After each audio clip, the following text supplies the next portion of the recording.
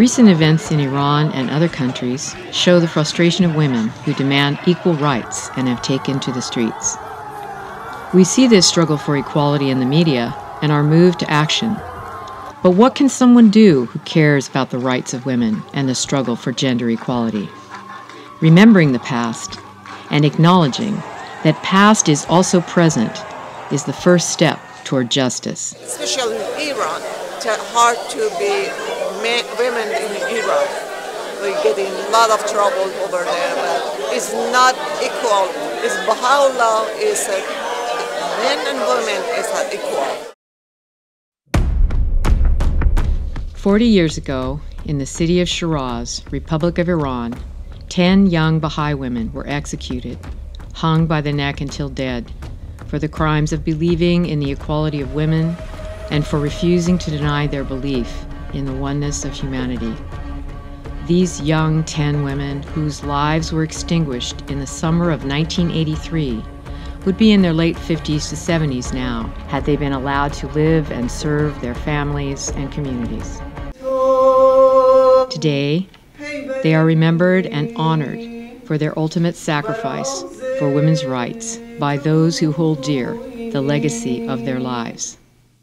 The Baha'i community of Elk Grove, California, as part of the Our Story is One global campaign, marking the 40th anniversary of these brave women, and, coincidentally, the first anniversary of the death of Mahsa Amini, a young Kurdish Muslim woman who died in the custody of the morality police in Tehran for not covering her hair properly with hijab, created an informative and artistic program to support the call for the emancipation of women and girls in Iran and throughout the world, wherever the struggle for gender equity continues. Our hope in organizing this was to inspire others in our community to take the call of action, do this back in their communities, ask for the creative expression, to be able to address this in the heartfelt way that this deserves.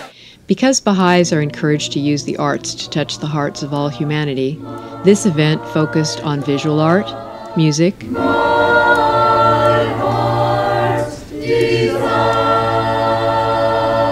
stories, news articles, and, in addition, a moving video presentation by Mrs. Ruhi Jahanpour, illuminating the personal stories of the martyred women, the youngest of whom was only 17 years old. And Mona, who is the last one, but of course not the least one, she touched everybody's heart. Members of the Elk Grove local government and other dignitaries attended the event. Vice Mayor Kevin Speece read the written statement of Mayor Bobby Singh Allen, where she quoted a Baha'i writing. The world of humanity is possessed by two things, the male and the female. So long as these two wings are not equivalent in strength, the bird will not fly.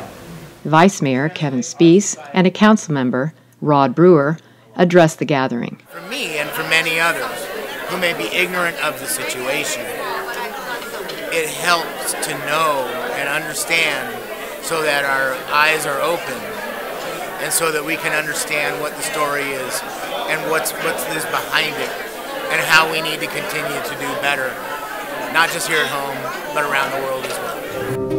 Thou art the bestower, the all-loving.